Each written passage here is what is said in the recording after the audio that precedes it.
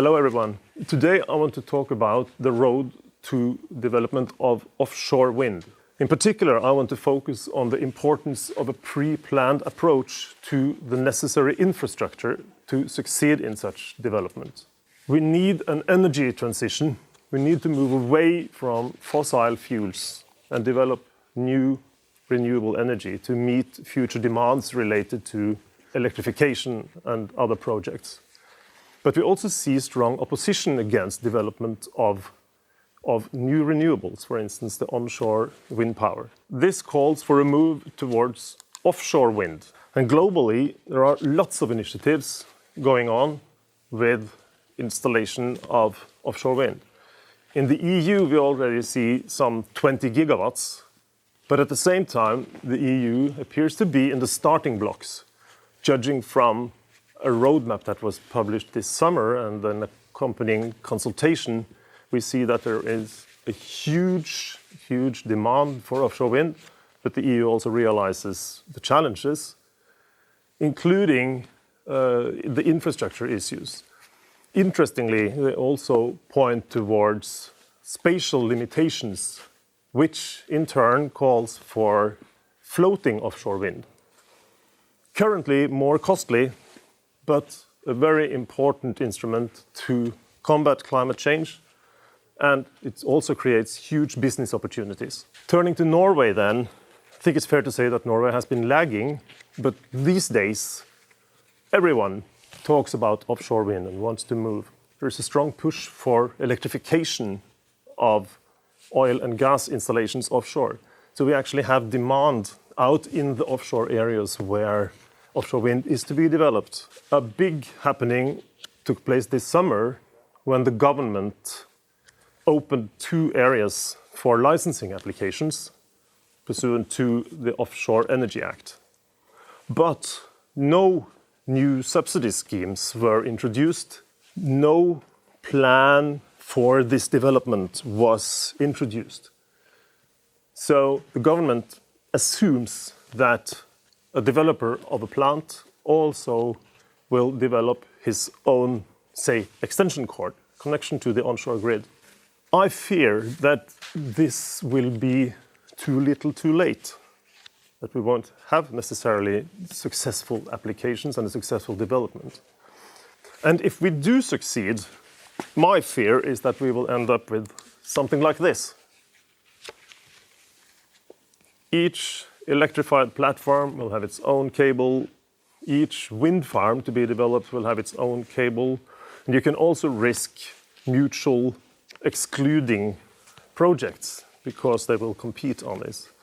So there is a strong need to try to coordinate this up front. We need a plan before it is too late and before too many projects and too big investments have already taken place. We have drawn a little bit here.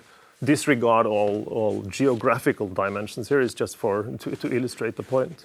We can connect offshore wind parks to shore, to the onshore grid. And at the same time, we can connect through a joint grid. We can connect also oil and gas installations. If we are to electrify oil and gas installations, they cannot rely on wind power alone, because we need balancing reserves. If it's not blowing, they should not have to restart the gas-fired plants offshore. So they need to be connected to the shore, but that can take place in a mutual structure, in a grid. I think it's important to not necessarily do everything at once, but to have a planned approach to it. So this can be carried out in a modular, stepwise basis. On the map here, we can see that I've also drawn in a future development with offshore hydrogen production, which can take place offshore and then be connected to shore. We've also drawn a little bit on connection to foreign jurisdictions and also installations on, for instance, the UK continental shelf. It needs to be pre-planned. And we need to start now to obtain something like this, offshore wind parks in Norway. I'm not naive. Of course, this is complex. It's challenging, but it's also urgent. So we need to start working. There are legal and regulatory challenges here. There are, of course, financial challenges. Who are to pay for this? Not least taking into respect the new EU taxonomy that will obviously impact this. Also, technological issues needs to be factored in at an early stage. How do we connect all of this in the joint grid? And how do we also factor in a future development with hydrogen and so on?